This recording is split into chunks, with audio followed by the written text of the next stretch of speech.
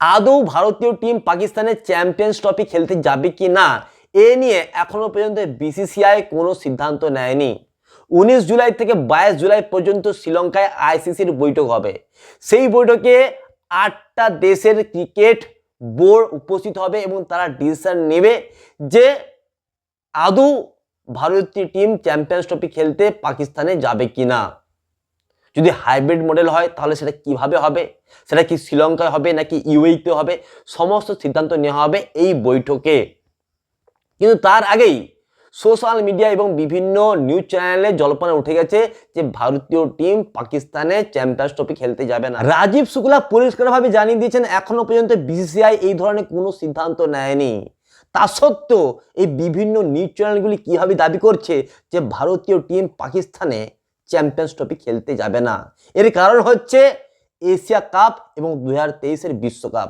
Asia cup host করার সুযোগ পেয়েছিল পাকিস্তান এবং পাকিস্তানকে ভারত বাধ্য করেছিল হাইব্রিড মডেলে এশিয়া কাপ করাতে এবং ভারত এশিয়া কাপ খেলতে পাকিস্তানে যায়নি। এশিয়া কাপ খেলেছিল ভারত শ্রীলঙ্কাতে এবং এরপর পাকিস্তান বলে যে 2023-এর বিশ্বকাপ আমরা ভারতে খেলতে যাব না। বিশাল হই হল্লা করলো তারা। অবশেষে নির্লজ্জের মতো ভারতে খেলতে এলো পাকিস্তান টিম বিশ্বকাপ। কিন্তু এখন প্রশ্ন হচ্ছে তাহলে 2025 সালে কি হবে? ভারতীয় বোর্ডের যে ক্ষমতা তারা কিন্তু আবার বলবে যে এই চ্যাম্পিয়ন্স ট্রফিও হাইব্রিড মডেলও হোক। ভারত পাকিস্তান যাবে না, ভারতের খেলাগুলো শ্রীলঙ্কা কিংবা ইউএইতে করা হোক। এতে কিন্তু পাকিস্তান বিপুল পরিমাণ আর্থিক ক্ষতির সম্মুখীন হবে, কারণ পাকিস্তান ইতিমধ্যেই তাদের 3টি শহরের 3টি স্টেডিয়ামের উন্নতির জন্য কোটি কোটি টাকা খরচা করে ফেলেছে। শুধু তাই নয়, পাকিস্তান গ্রুপগুলো জারি করে দিয়েছে এবং চ্যাম্পিয়ন্স ট্রফির শিডিউলও জারি করে দিয়েছে এবং পাকিস্তান জানিয়েছে যে 19 ফেব্রুয়ারি থেকে 9 মার্চ পর্যন্ত চ্যাম্পিয়ন্স ট্রফির খেলাগুলো হবে এবং ভারতের সমস্ত ম্যাচ লাহোরে হবে। এখন যদি ভারতীয় টিম পাকিস্তানে না যায় তাহলে পাকিস্তানের বিপুল ক্ষতি হয়ে যাবে। অন্যদিকে ভারত পাকিস্তানকে বাধ্য করেছিল এশিয়া কাপ হাইব্রিড মডেলে করাতে, তখন পাকিস্তান কিন্তু প্রতিরোধ করতে পারেনি। তখন যদি পাকিস্তান প্রতিরোধ করতে পারতো তাহলে হয়তো আজ এই ঘটনা পুনরায় ঘটতো না। তখন পাকিস্তান শ্রীলঙ্কায় ভারতের কথায় হাইব্রিড মডেলে এশিয়া কাপটা করায় এবং পরবর্তী সময়ে পাকিস্তান বলে যে না, আমরা আর ভারতে বিশ্বকাপ খেলতে যাব না। তারপর পাকিস্তান না বলা সত্ত্বেও ভারতে 2023 সালে ওডিআই বিশ্বকাপে খেলতে চলে আসে। নির্লজ্জ বেহায়ার মতো সমস্ত কিছু কথা বলা সত্ত্বেও তারা ভারতে চলে আসে এই ওয়ানডে বিশ্বকাপ খেলতে। সুতরাং তাদের কথার কোনো দাম নেই।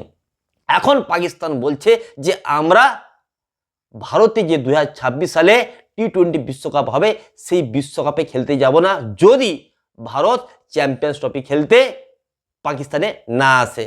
এখন প্রশ্ন হচ্ছে পাকিস্তান যে কথাগুলো বলছে সেই কথাগুলি কি আদৌ কার্যকরী হবে?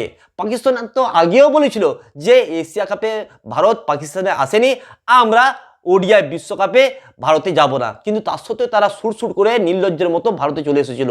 এখন বিসিসিআই যদি তাদের ক্ষমতা প্রয়োগ করে এবং পাকিস্তানকে বাধ্য করে যে চ্যাম্পিয়ন্স ট্রফি হবে হাইব্রিড মডেলে, ভারত পাকিস্তানে খেলতে যাবে না, তাহলে কি পাকিস্তানের ক্ষমতা আছে যে ভারতকে রুখে দেওয়ার? তাহলে কি পাকিস্তানের ক্ষমতা আছে এই চ্যাম্পিয়ন্স ট্রফিকে হাইব্রিড মডেলে না করার? আমার তো মনে হয় পাকিস্তানের ক্ষমতা নেই। পাকিস্তান যতই বলুক না কেন যে 2026 সালে যে টি-20 বিশ্বকাপ হবে সেই বিশ্বকাপে আমরা ভারতে আসবো না, আদৌ কি তারা এই কাজটা করতে পারবে? নাকি 2026-এ যখন টি-20 বিশ্বকাপ ভারতে এবং শ্রীলঙ্কায় হবে তারা সুর করে আবারও টি-20 বিশ্বকাপ খেলতে চলে আসবে? পাকিস্তান বড় বড় কথা বলে কিন্তু তারা কাজই করতে পারে না। যদি কাজই করতে পারতো তাহলে যে এশিয়া কাপের সুযোগ তারা পেয়েছিল, এশিয়া কাপ হোস্ট করার সুযোগ পেয়েছিল, সেই এশিয়া কাপটা ভারতকে বাধ্য করতে পারতো পাকিস্তানে গিয়ে খেলার, কিন্তু সেটা তারা করতে পারে নাই।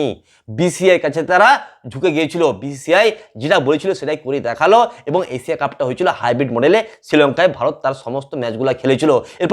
এরপর ওয়ানডে বিশ্বকাপেও পাকিস্তানকে বাধ্য করেছিল ভারতে এসে খেলার। পাকিস্তান শুধু চিল্লাচ্ছে, শুধু বলছে যে যদি ভারত চ্যাম্পিয়ন্স ট্রফি খেলতে পাকিস্তানে না আসে তাহলে পাকিস্তানও 2026-এ টি-20 বিশ্বকাপ খেলবে না। কিন্তু এটা শুধু তাদের মুখের কথা, কাজে তারা করতে পারবে না। এটা আমরা 2023-এর বিশ্বকাপেও দেখেছি এবং এশিয়া কাপেও দেখেছি। সুতরাং পাকিস্তান যত কথা বলুক না কেন, যদি বিসিসিআই চায় যে আমরা পাকিস্তানে যাব না, আমরা হাইব্রিড মডেলে চ্যাম্পিয়ন্স ট্রফি করাবো, তাহলে পাকিস্তানের ক্ষমতা নেই এটা রুখে দেওয়ার। বন্ধুরা, আপনাদের কি মনে হয় অবশ্যই আপনারা কমেন্ট বক্সে লিখে জানাবেন।